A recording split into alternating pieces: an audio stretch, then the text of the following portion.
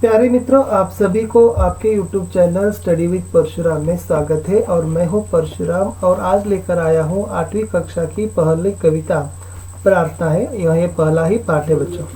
और जैसे आप में से नए हो तो कृपया मेरे चैनल को लाइक शेयर सब्सक्राइब करने के लिए न भूलिए। और जैसे मेरे चैनल के द्वारा आप लोगों को हम 8वीं 9वीं और 10वीं कक्षा के सभी पाठों के जो वीडियो देने के लिए हम प्रयास कर रहे हैं, और जैसे इसके आपके अध्ययन में इसका लाभ अति अवश्य होगा बच्चों। ತಾವೆಲ್ಲರೂ ಕೂಡ ಹೊಸಬರಾಗಿದ್ದರೆ ದಯಮಾಡಿ ನನ್ನ ಚಾನೆಲ್ ಸ್ಟಡಿ ವಿತ್ ಪರಶುರಾಮ್ಗೆ ಲೈಕ್ ಶೇರ್ ಸಬ್ಸ್ಕ್ರೈಬ್ ಮಾಡಲು ಮರೆಯದಿರಿ। ಸೊ ನನ್ನ ಚಾನೆಲ್ನ ಮೂಲಕ ನಾನು 8, 9 ಮತ್ತು 10ನೇ ತರಗತಿಗೆ ಇರತಕ್ಕಂಥ ಸಂಪೂರ್ಣ ಪಾಠಗಳ ವಿಡಿಯೋಗಳನ್ನು ನಾನು ಇಲ್ಲಿ ಕೊಡಲಿಕ್ಕೆ ಪ್ರಯತ್ನವನ್ನು ಮಾಡ್ತಾ ಇದ್ದೀನಿ। ಸೊ ಇದು ಮೊದಲನೇದಾಗಿ 8ನೇ ತರಗತಿಗೆ ಮೊದಲ ಒಂದು ಪಾಠ प्रार्थना। बच्चों, प्रार्थना है और प्रार्थना शब्द का अर्थ, इसका शाब्दिक अर्थ होता है कि बच्चों निवेदन या विनती है। यानी इस कविता के द्वारा प्रार्थना किया गया है, इस कविता के द्वारा यह निवेदन किया गया है कि जिस प्रकार एक देशवासियों को देशवासी मिलजुल कर रहना चाहिए, देश के प्रति अभिमान रखना चाहिए और स्वयं सद्भाव का भावना भी होना ज़रूरत है, इस पर प्रार्थना किया गया है। ಈ ಒಂದು ಪದ್ಯದಲ್ಲಿ ಮುಖ್ಯವಾಗಿ ಒಂದು ಪ್ರಾರ್ಥನೆಯನ್ನು ಮಾಡಿದ್ದಾರೆ ಕವಿಯವರು। ಏನಂತಂದರೆ, ದೇಶದಲ್ಲಿರ್ತಕ್ಕಂಥ ಎಲ್ಲ ನಾಗರಿಕರಲ್ಲಿ ದೇಶದ ಬಗ್ಗೆ ಇರ್ತಕ್ಕಂಥ ಅಭಿಮಾನ ಪ್ರತಿಷ್ಠೆ ಇರಬೇಕು, ಎಲ್ಲರೂ ಕೂಡ ಕೂಡಿಕೊಂಡು ಒಗ್ಗಟ್ಟಾಗಿರಬೇಕು, ಅಷ್ಟೇ ಅಲ್ಲದೆ ಒಳ್ಳೆಯ ಸದ್ಭಾವನೆಗಳನ್ನು ಹೊಂದಬೇಕು ಅಂತಕ್ಕಂಥ ಇದಕ್ಕಾಗಿ ಪ್ರಾರ್ಥನೆಯನ್ನು ಕವಿಯವರು ಮಾಡಿದ್ದಾರೆ। ಸೊ ಅದರದೇ ಒಂದು ಸಂಪೂರ್ಣವಾಗಿರ್ತಕ್ಕಂಥದ್ದು ಆಶಯದಲ್ಲಿ ಇದೆ। ಸೊ ಮೊದಲನೇದಾಗಿ प्रार्थना और प्रार्थना पाठ कविता विधा का है और यह संकलित है। ಸೊ ಪ್ರಾರ್ಥನಾ ಅಂತಕ್ಕಂಥದ್ದು ಪಾಠ ಪದ್ಯ ವಿಧದಲ್ಲಿದೆ, ಇದು ಸಂಕಲಿತವಾಗಿದೆ। ಸಂಕಲಿತ ಅಂದರೆ ಯಾವುದಾದ್ರೂ ಒಂದು ಮೂಲದಿಂದ ವಿಷಯವನ್ನು ಆರಿಸಿಕೊಂಡಿರ್ತಕ್ಕಂಥದ್ದು, किसी एक अन्य मूल से विषय को चयन किया गया है। बच्चों, प्रार्थना में इस कविता का आशय में यह मुद्दे हैं। मनुष्य जीवन में सद्भाव का प्रधान स्थान है। यानी मनुष्य का जीवन में सद्भाव, इसका अर्थ होता है कि बच्चों अच्छा भाव या हित भावना यह बहुत ही मुख्य स्थान पर है। ಮನುಷ್ಯನ ಜೀವನದಲ್ಲಿ ಸದ್ಭಾವನೆಗೆ ಬಹಳಷ್ಟು ಪ್ರಧಾನವಾದ ಸ್ಥಾನ ಇದೆ। छोटे बड़े का भेदभाव न रखते हुए सबके साथ मिलजुल कर रहना चाहिए। हम किसी भी प्रकार का भेदभाव, खासकर यहाँ पर दिया गया कि छोटे बड़े, चाहे वो आयु में हो या अपनी कई दौलत में भी हो, अमीर या गरीब, इस प्रकार का भेदभाव न रखते हुए सभी देशवासी मिलजुल कर रहना आवश्यक है। ಸೊ ನಾವುಗಳು ಮೇಲು ಮತ್ತು ಕೀಳು ಅಂತಕ್ಕಂಥ ಯಾವುದೇ ಒಂದು ಭೇದ ಭಾವವನ್ನು ಹೊಂದದೆ ಎಲ್ಲರೂ ಕೂಡ ಕೂಡಿಕೊಂಡು ಇರ್ತಕ್ಕಂಥ ಒಂದು ಭಾವನೆಯನ್ನು ಹೊಂದೋದು ಅವಶ್ಯವಾಗಿದೆ। किसी का अपमान नहीं करना चाहिए। अपमान शब्द का अर्थ होता है कि बच्चों अवमान, अवहेलना, अनादर, तिरस्कार आदि है। यानी किसी अन्य व्यक्ति या जीव का भी हम अपमान या अवहेलना नहीं करना चाहिए। ಸೊ ನಾವು ಯಾವುದನ್ನು ಕೂಡ ಏನು ಮಾಡಬಾರ್ದಪ್ಪ ಅಂತಂದರೆ अपमान, अवमान, तिरस्कारವನ್ನು ಹೊಂದಬಾರ್ದು। और अपने देश के प्रति अभिमान रखना चाहिए। और इतने ही नहीं, हमारे देश के प्रति भी हमारा अभिमान, अभिमान इसका अर्थ होता है कि बच्चों प्रतिष्ठा, मर्यादा, गर्व, यानी अभिमान भी होना ज़रूरी है। ಅಷ್ಟೇ ಅಲ್ಲದೆ ಒಂದು ದೇಶದಲ್ಲಿರ್ತಕ್ಕಂಥ ಪ್ರಜೆಗಳಾಗಿರ್ತಕ್ಕಂಥ ನಾವುಗಳು ದೇಶದ ಕುರಿತಾಗಿರ್ತಕ್ಕಂಥ ಅಭಿಮಾನವನ್ನು ಕೂಡ ನಾವು ಹೊಂದಬೇಕಾಗಿದೆ। सो यही है कि मिलजुल कर रहना, चाहे वो छोटे बड़े का किसी भी प्रकार का भेदभाव नहीं रहना है। सभी लोग मिलजुल कर रहने के लिए इस छायाचित्र पर आपको दिखाने के लिए प्रयास किया गया है। आगे है, एक देशवासी भी इस देश के प्रति देश प्रेम का भाव या देश के प्रति अभिमान, गर्व, मर्यादा भी होना ज़रूरी है। और इस कविता के कई नए शब्द है बच्चों। इस नए शब्द के बारे में हम लोग देखने के लिए प्रयास करेंगे, चाहे बहुत ही ये आपको इम्पोर्टेंट है, इसका अर्थ आपको समझने की ज़रूरत भी है। बच्चों, जो पहला शब्द है वारना है। वारना शब्द का अर्थ होता है कि बच्चों न्योछावर, यानी समर्पित करना। इसका अर्थ होता है कि अर्पणे ಮಾಡುವುದು कन्नड़ में। और आगे है मति है। मति को कन्नड़ में कहते हैं बुद्धि भी कहते हैं, और हिंदी में भी उसको बुद्धि भी कहते हैं, इंटेलिजेंस कहते हैं ना अंग्रेजी में। और बिसराना शब्द का अर्थ है कि बच्चों भुला देना, मरे तो बिडुವುದು। तुरंत इसका अर्थ होता है कि बच्चों तुरंत, जल्दी, इमीडिएटली, बेगने। मान शब्द का अर्थ है कि बच्चों मर्यादा, गौरव। शोक इसका अर्थ है कि दुख। अपमान यानी तिरस्कार, अनादर। और निज भाषा इसका अर्थ है कि बच्चों अपनी भाषा। यह था इस कविता के नए शब्द का अर्थ, चाहे वो हिंदी और कन्नड़ में। बच्चों कविता का मैं एक बार आपको गायन कर कर दिखाता हूँ, जैसे ही आपको सुनना है। यहाँ पर कविता इस प्रकार है। सच बोले सच बात विचारे, भले काम पर जीवन वारे। मिलकर रहे नियम अपनाए, बीती बातों को बिसराए।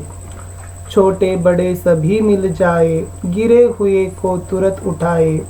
करे किसी का न अपमान, ऐसे ही मति दो भगवान। एक रहे सद्भाव रखे हम, देश देश में मान रखे हम। हट छोड़े संयम अपनाए, मातृभूमि पर बलि बलि जाए। यह था कविता का, पूरी तरह से मैं आपको कविता का वाचन कर कर दिखाया। अब है जो पहले दो पंक्ति में कवि का आशय क्या है या कवि की भावना क्या है, उस पर हम रसग्रहण करने के लिए प्रयास करेंगे। बच्चों यहाँ पर दिए गए हैं, सच बोले सच बात विचारे, भले काम पर जीवन वारे। इन दो पंक्तियों में कई नए शब्द हैं। सच यानी सत्य, वास्तविक कहते हैं। विचार यानी सोच, भावना। भले यानी अच्छा, और वारे यानी समर्पित करना। बहुत ही सिंपल है। हम हमेशा सच बोलना है और हमारे विचार भी सच होना है। यानी ನಾವು ಯಾವತ್ತೂ ಕೂಡ ಏನು ಮಾಡಬೇಕಪ್ಪ ಅಂತಂದ್ರೆ ಸತ್ಯವನ್ನೇ ಮಾತನಾಡಬೇಕು। ನಮ್ಮ ವಿಚಾರ, ನಮ್ಮ ಭಾವನೆಗಳು ಕೂಡ ಅವುಗಳು ಕೂಡ ನೈಜವಾಗಿರಬೇಕು। भले काम पर जीवन वारे। भले काम इसका अर्थ होता है कि बच्चों अच्छे कर्म, अच्छे कार्य पर हमारा जीवन क्या करना है कि वारे इसका अर्थ है कि बच्चों समर्पित करना। हम हमारे जीवन को अच्छे कर्म, अच्छे कार्य के लिए समर्पित करना है। ನಮ್ಮ ಜೀವನವನ್ನು ನಾವು ಒಳ್ಳೆಯ ಕೆಲಸಗಳಿಗಾಗಿ ನಾವೇನು ಮಾಡಬೇಕಪ್ಪ ಅಂದರೆ ಸಮರ್ಪಣೆಯನ್ನು ಮಾಡಬೇಕು ಅಂತಕ್ಕಂಥದ್ದು ಕವಿಯ ಒಂದು 2 ಸಾಲುಗಳಲ್ಲಿರ್ತಕ್ಕಂಥ ಒಂದು ಭಾವನೆ। ತಿಳಿತಂತ ಅನ್ಕೊಂಡಿದ್ದೀನಿ। हम हमेशा सच बोलना है, हमारे विचार भी सच होना है और हमारा जीवन अच्छे कर्म या अच्छे कार्य के लिए समर्पित करना है। सो ಇದು ಇತ್ತು 2 ಸಾಲುಗಳಲ್ಲಿರ್ತಕ್ಕಂಥ ಒಂದು ಕವಿಯ ಒಂದು ಆಶಯ। ಮುಂದಿನ 2 ಸಾಲುಗಳಿದಾವೆ। मिलकर रहे नियम अपनाए, बीती बातों को बिसराए। ಎಷ್ಟು ಸಿಂಪಲ್ ಆಗಿರ್ತಕ್ಕಂಥದ್ದು ಇದೆ ನೋಡಿ। मिलकर रहे इसका अर्थ है कि मिलकर रहना। नियम अपनाए, नियम यानी कायदा, रूल्स कहते हैं। अपनाया इसका अर्थ है कि बच्चों स्वीकारना। हम मिलकर रहना है और मिलकर रहने से वहाँ के जो नियम होते हैं, जो कायदे हैं, उसको भी हम स्वीकार करना जरूरत है। ನಾವು ಯಾವತ್ತೂ ಕೂಡ ಒಗ್ಗಟ್ಟಾಗಿ ಕೂಡಿಕೊಂಡಿರಬೇಕು। ಅದರ ಜೊತೆಗೆ ಕೂಡಿಕೊಂಡಿರಬೇಕಾದ್ರೆ ಕೆಲವು ನಿಯಮಗಳಿರ್ತವೆ। ಆ ನಿಯಮಗಳನ್ನು ನಾವು ಏನು ಮಾಡಬೇಕಪ್ಪ ಅಂದರೆ ಗೌರವಿಸಬೇಕು, ಸ್ವೀಕರಿಸಬೇಕು। बीती बातों को बिसराए। यहाँ पर बीती बातों को है बच्चों, बीते हुए इसका अर्थ के बीती बात यानी भूले हुए बातों को ಅಂದ್ರೆ ಗತಿಸಿ ಹೋದ ಮಾತುಗಳನ್ನು ನಾವೇನು ಮಾಡಬೇಕಪ್ಪ ಅಂದರೆ ಬಿಸರಾಯಿ। ಬಿಸರಾಯಿ ಅಂತಂದ್ರೆ ಏನಪ್ಪ ಅಂದರೆ ಮರೆತು ಬಿಡೋದು। ನಮ್ಮ ಏನಾದರೂ ಜೀವನದಲ್ಲಿ ಆಗಿರ್ಬೋದು, ಗತಿಸಿ ಹೋಗಿರ್ತಕ್ಕಂಥ ಘಟನೆಗಳಿರ್ತವೆ, ಕಳೆದು ಏನೋ ಒಂದಿಷ್ಟು ಕೆಟ್ಟ ಮಾತಾಡಿರ್ತೀವಿ, ಆ ಎಲ್ಲವುಗಳನ್ನು ನಾವೇನು ಮಾಡಬೇಕಪ್ಪ ಅಂದರೆ ಮರೆತು ಬಿಡಬೇಕು। ಹಿಂದಿನದೆಲ್ಲವನ್ನು ಕೂಡ ನಾವೇನು ಮಾಡಬೇಕು, ನಮ್ಮ ಮರೆವಿನಿಂದ, ನೆನಪಿನಿಂದ ತೆಗೆದು ಹಾಕಿ ಸೊ ನಮ್ಮ ಮುಂದೆ ಒಳ್ಳೇದಾಗಿರ್ತಕ್ಕಂಥ ಒಂದು ಭಾವನೆಗಳನ್ನು ಏನದು ಮಿಲ್ಕರ್ ರಹನ, ನಿಯಮಕೋ ಅಪ್ನಾನ, ಕೂಡಿಕೊಂಡಿರೋದು ಮತ್ತು ನಿಯಮಗಳನ್ನು ಸ್ವೀಕರಿಸ್ತಕ್ಕಂಥ ಗುಣಗಳನ್ನು ಹೊಂದಬೇಕು। ಗತಿಸಿ ಹೋಗಿರ್ತಕ್ಕಂಥ ಯಾವುದೇ ಒಂದು ಘಟನೆ ಮಾತುಗಳನ್ನು ನಾವೇನು ಮಾಡಬೇಕಪ್ಪ ಅಂದರೆ ಮರೆತು ಬಿಡಬೇಕು ಅಂತಕ್ಕಂಥದ್ದು ಈ ಒಂದು ಸ್ಲೈಡ್ದಲ್ಲಿ ಇರ್ತಕ್ಕಂಥದ್ದು। नियम यानी कायदा, अपनाना यानी स्वीकार करना है और बीती हुए यानी भूले हुए, बिसराना शब्द का अर्थ है कि बच्चों भुला देना। हम मिलकर रहना अवश्य है और इसके लिए कुछ नियमों को भी स्वीकार कर लेना अनिवार्य है और गुजरी हुई बीती बातों को भूल जाना चाहिए। यह था बच्चों इस 2 पंक्ति का भावार्थ। मिलेंगे और भी दूसरे वीडियो में। प्यारे मित्रों, आप सभी को आपके YouTube channel study with Parshuram में स्वागत है और मैं हूं परशुराम और यह है 8वीं कक्षा के लिए प्रार्थना कविता का दूसरा भाग। और पहला भाग आप ज़रूर देखना बच्चों, क्योंकि उसमें पाठ का विधा, आशय और कविता के पहले 4 पंक्तियों के भावार्थ के बारे में विवरण दिया हूँ। ಆತ್ಮೀಯ ವಿದ್ಯಾರ್ಥಿಗಳೇ, ಇದು ಪ್ರಾರ್ಥನಾ ಹಾಡಿನ ಒಂದು 2ನೆಯ ಭಾಗ। ಸೊ ಮೊದಲ ಭಾಗವನ್ನು ತಾವು ತಪ್ಪದೆ ನೋಡಬೇಕು।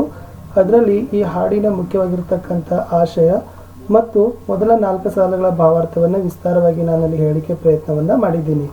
ಸೊ ಆ ಭಾಗವನ್ನು ತಾವು ಹೊಸಬ್ರಾಗಿದ್ದರೆ ನೋಡದೇ ಇದ್ದರೆ ಈ ವಿಡಿಯೋದ ಡಿಸ್ಕ್ರಿಪ್ಷನ್ ಬಾಕ್ಸ್ನಲ್ಲಿ ಲಿಂಕನ್ನು ಹಾಕಿರ್ತೀನಿ, ನೋಡಿ ಮತ್ತು ವಿಷಯವನ್ನು ಗ್ರಹಿಸಿಕೊಳ್ಳಲಿಕ್ಕೆ ಪ್ರಯತ್ನವನ್ನು ಮಾಡಿ।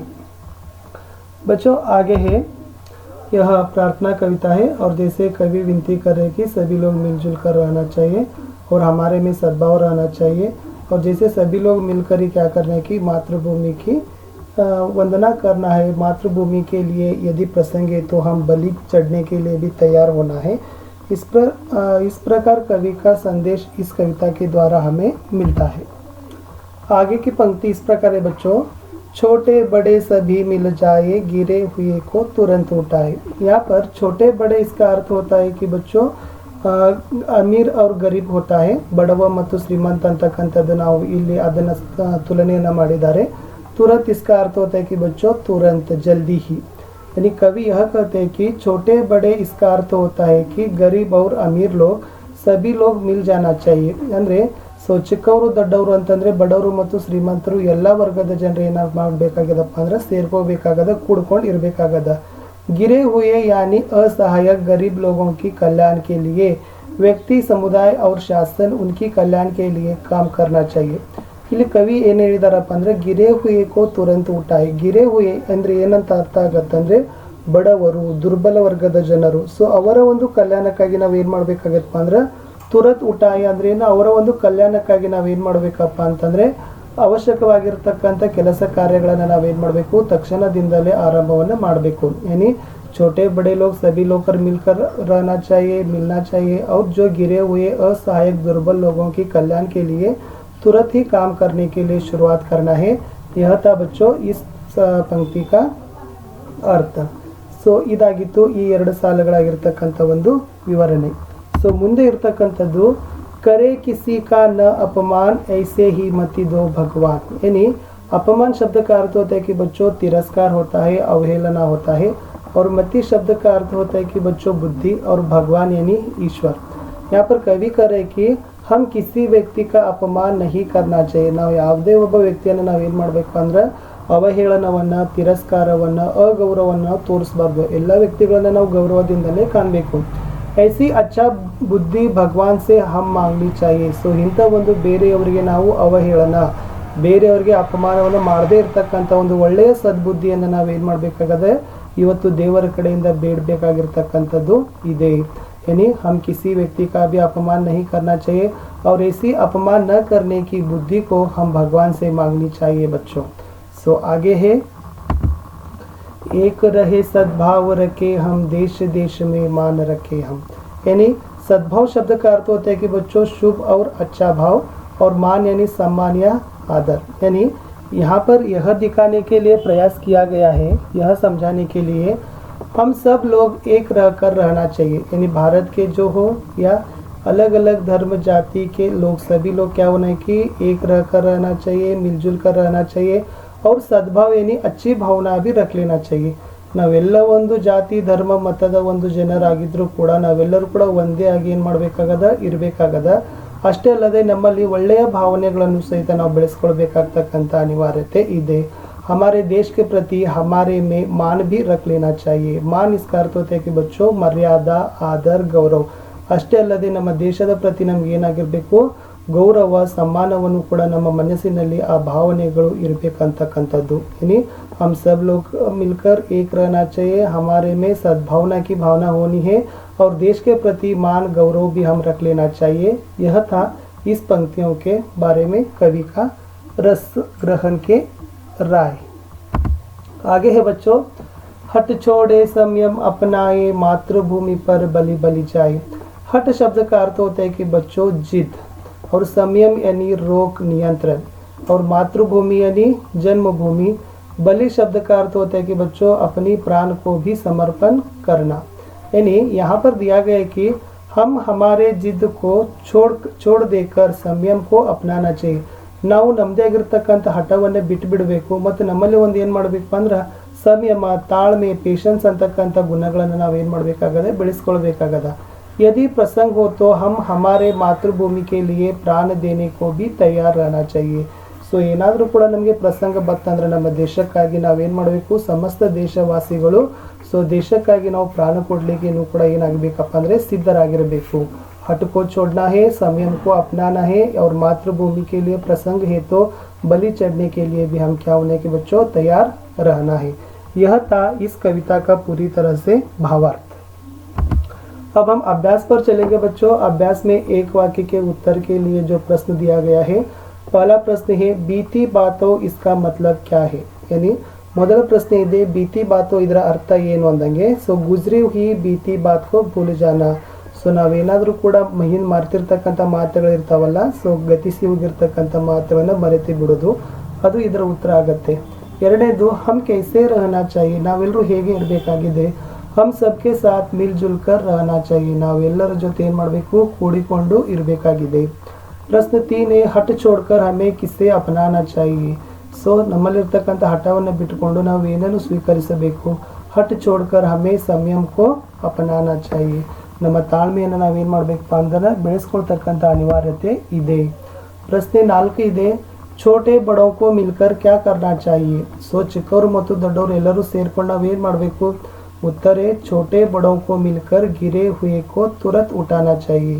ಸೊ ಚಿಕ್ಕವರು ಮತ್ತು ದೊಡ್ಡವರು ಎಲ್ಲರೂ ಸೇರಿಕೊಂಡು ಸೊ ಯಾರು ಅಸಹಾಯಕರಾದರಲ್ಲ ಅವರಿಗೆ ನಾವೇನು ಮಾಡಬೇಕಪ್ಪ ಅಂತಂದರೆ ಮೇಲೇಳಲಿಕ್ಕೆ ತಕ್ಷಣವಾಗಿ ಕೆಲಸವನ್ನು ಮಾಡಬೇಕಾಗಿದೆ।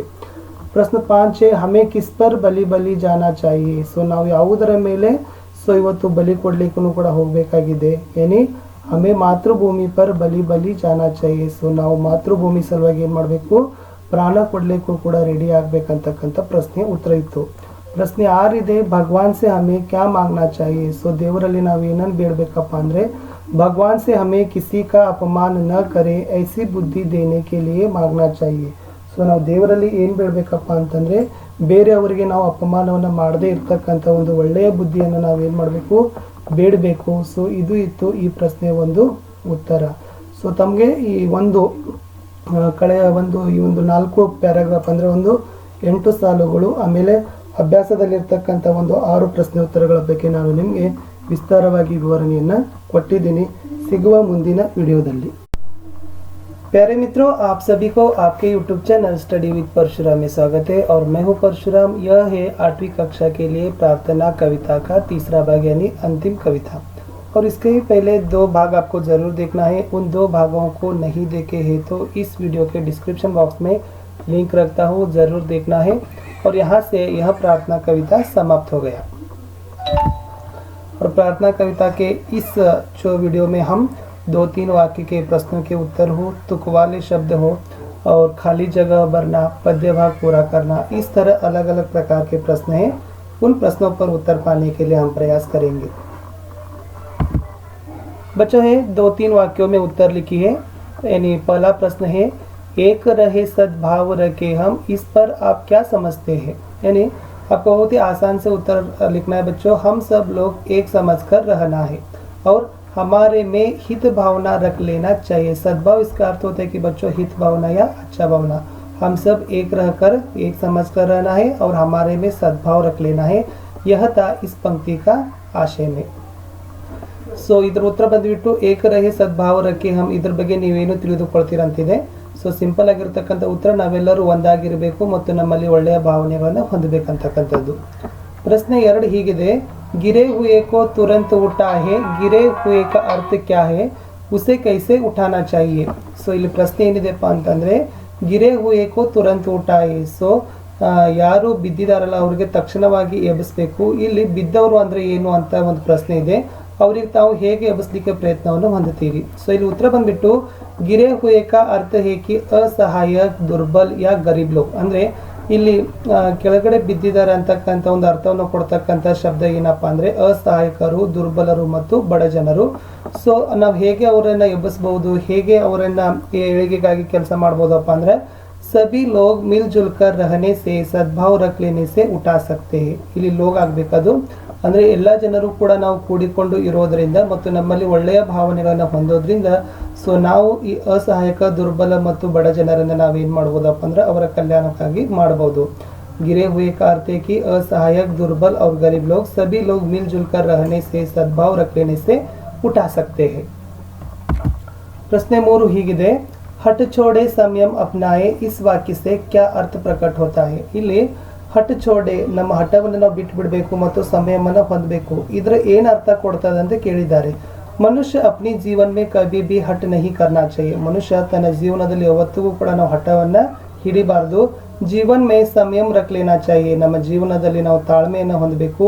इससे स्वयं के साथ दूसरों को अच्छा होता है. ಇದರಿಂದ ನಾವು ತಾಳ್ಮೆಯನ್ನು ಹೊಂದೋದ್ರಿಂದ ನಮ್ಮ ಒಳ್ಳೆಯ ವೈಯಕ್ತಿಕದ ಜೊತೆಗೆ ಬೇರೆಯವ್ರಿಗೂ ಕೂಡ ಇದು ಒಳ್ಳೆಯದು ಅಂತ ಇದರ ಅರ್ಥ ಬಂದ್ಬಿಟ್ಟು ಮಕ್ಕಳೇ. ಸೊ ಅರ್ಥ ಆಯಿತು ಅಂದ್ಕೊಂಡಿದ್ದೀನಿ. मनुष्य अपनी जीवन में कभी भी हट नहीं करना चाहिए, जीवन में संयम रख लेना चाहिए, इससे स्वयं के साथ दूसरों को अच्छा होता है. सो ಅದು ಬಿಟ್ಟು ಇನ್ನು ಮುಖ್ಯ ಪ್ರಶ್ನೆ 3 ಇದೆ. ಮುಖ್ಯ ಪ್ರಶ್ನೆ 3 पर है बच्चों, नमूने के अनुसार तुकवाले शब्द लिखो. तुकवाले इसका अर्थ होता है कि बच्चों ಪ್ರಾಸ ಪದಗಳು, ರೈಮಿಂಗ್ ವರ್ಡ್ಸ್ ಅಂತ ಕರಿತೀವಿ. ಇದು ಅಪ್ನಾಯೆ ಬಿಸ್ರೆ ಅಂತಕ್ಕಂಥ ಅವರೇ ಒಂದು ಮಾದರಿನ ಕೊಟ್ಟಿದ್ದಾರೆ. ಸೊ ಅದರಲ್ಲಿ ಮೊದಲ ಪ್ರಶ್ನೆ ಇತ್ತು ಬಿಚಾರೆ. ಸೊ ಬಿಚಾರೆಗೆ ಇರತಕ್ಕಂಥ ಒಂದು ಪ್ರಾಸಪದ ವಾರೆ, ಉಟಾಯೆಗೆ ಜಾಯೆ, ಅಪಮಾನ್ ಭಗವಾನ್. ಈ ತರನಾಗಿ ಮಾದರಿಗೆ ಅನುಸಾರವಾದ ಪ್ರಾಸಪದಗಳಿತ್ತು. ಅಪ್ನಾಯೆ, ಬಿಸ್ರಾಯೆ, ಬಿಚಾರೆ, ವಾರೆ, ಉಠಾಯೆ, ಜಾಯೆ, ಅಪಮಾನ್ ಮತ್ತು ಭಗವಾನ್. ಇದು ಮುಖ್ಯ ಪ್ರಶ್ನೆ 3ರಲ್ಲಿ ಇತ್ತು. ಇನ್ನು ಮುಖ್ಯ ಪ್ರಶ್ನೆ 4 ಹೀಗಿದೆ, ಪದ್ಯ ಭಾಗ ಪೂರ್ಣ ಕೀಜಿಯೆ. ಅವರು ಮಿಲ್ಕರ ರಹೇದಿಂದ ತುರಂತ ಊಟ ಅಂತಕ್ಕಂಥ 4 ಸಾಲುಗಳನ್ನು ಕೊಟ್ಟಿದ್ದಾರೆ. ನಾವೇನು ಬರಿಬೇಕಪ್ಪ ಅಂದರೆ, ಮಿಲ್ಕರ ರಹೆ, ನಿಯಮ ಅಪನಾಯೆ, ಬೀತಿ ಬಾತೋं को बिसराए, छोटे बड़े सभी मिल जाए, गिरे हुए को तुरंत उठाए. ಇಷ್ಟು 4 ಸಾಲುಗಳು ಏನಿದ್ದಪ್ಪ ಅಂತಂದರೆ ಪದ್ಯವರ್ಣ ಪೂರ್ಣ ಮಾಡುವುದು. ಮುಖ್ಯ ಪ್ರಶ್ನೆ 4ರಲ್ಲಿ ಇತ್ತು. ಮುಖ್ಯ ಪ್ರಶ್ನೆ 5ರಲ್ಲಿದೆ, ಖಾಲಿ ಜಗಹ ಭರ್ನಾ ಅಂದರೆ ಬಿಟ್ಟ ಸ್ಥಳಗಳನ್ನು ತುಂಬೋದು ಅಂತ ಇದೆ. ಸೊ ಮೊದಲು ಪ್ರಶ್ನೆ ನೋಡೋಣ, ಭಲೆ ಕಾಮ ಪರ್ ಡ್ಯಾಶ್. ಸೊ ಉತ್ತರ ಬಂದ್ಬಿಟ್ಟು ಏನಾಗತ್ತಪ್ಪ ಅಂದರೆ ಭಲೆ ಕಾಮ ಪರ್ ಜೀವನವಾರೆ. ಅದೇ ತರನಾಗಿ 2ನೇ ಪ್ರಶ್ನೆ ಇತ್ತು, ಬೀತಿ ಬಾತೋं को ಡ್ಯಾಶ್. ಏನು ಬೀತಿ ಬಾತೋं को बिसराए. ಪ್ರಶ್ನೆ 3, एक रहे डैश रखे हम, यानी एक रहना है सद्भाव रखे हम, सद्भाव. प्रश्न 4 है, हट छोड़े डैश अपनाए. उत्तर है हट छोड़े संयम अपनाए. ಸೊ ಇದರ ಬಂದಿಟ್ಟು ಮೊದಲ ಉತ್ತರ ಜೀವನವಾರೆ, 2ನೇ ಬಿಟ್ಟ ಸ್ಥಳದ ಉತ್ತರ ಬಿಸರಾಯೆ, 3ನೇದು ಸದ್ಭಾವ, 4ನೇದು ಸಂಯಮ. ಪ್ರಶ್ನೆ ಸಂಖ್ಯೆ 6ರಲ್ಲಿ ಈ ಹಾಡನ್ನು ನಿಮಗೆ ಕಂಠಸ್ಥ ಮಾಡಲಿಕ್ಕೆ ಇಟ್ಟಿದ್ದಾರೆ. ಸೊ ಸಂಪೂರ್ಣವಾಗಿರ್ತಕ್ಕಂಥ ಹಾಡನ್ನು ಕಂಠಸ್ಥವನ್ನು ಮಾಡಿ ಪದ್ಯ ಭಾಗವನ್ನು, ಸೊ ಅದರಿಂದನೂ ಕೂಡ ನಿಮಗೆ ಆಯ್ದ ಭಾಗಗಳನ್ನು ಪ್ರಶ್ನೆಗಳನ್ನು ಪರೀಕ್ಷೆಯಲ್ಲಿ ಕೇಳ್ತಾರೆ. ಸೊ ಇಷ್ಟಿತ್ತು 8ನೇ ತರಗತಿಯ ಮೊದಲ ಒಂದು ಕವಿತೆ ಪ್ರಾರ್ಥನಾ. ಸೊ ಇನ್ನೂ ನನ್ನ ಚಾನಲ್ನಲ್ಲಿ ವಿಡಿಯೋಗಳನ್ನು ತಾವು ನೋಡಬೇಕಂದ್ರೆ ಹೊಸಬರಾಗಿದ್ದರೆ ದಯಮಾಡಿ ಚಾನಲನ್ನು ಲೈಕ್, ಶೇರ್, ಸಬ್ಸ್ಕ್ರೈಬ್ ಮಾಡಿ ಗೆಳೆಯರ ಜೊತೆಗೆ ಹಂಚಿಕೊಳ್ಳಲಿಕ್ಕೆ ಪ್ರಯತ್ನವನ್ನು ಮಾಡಿ. ಸೊ ಸಿಗುವ ಮುಂದಿನ ಭಾಗದಲ್ಲಿ.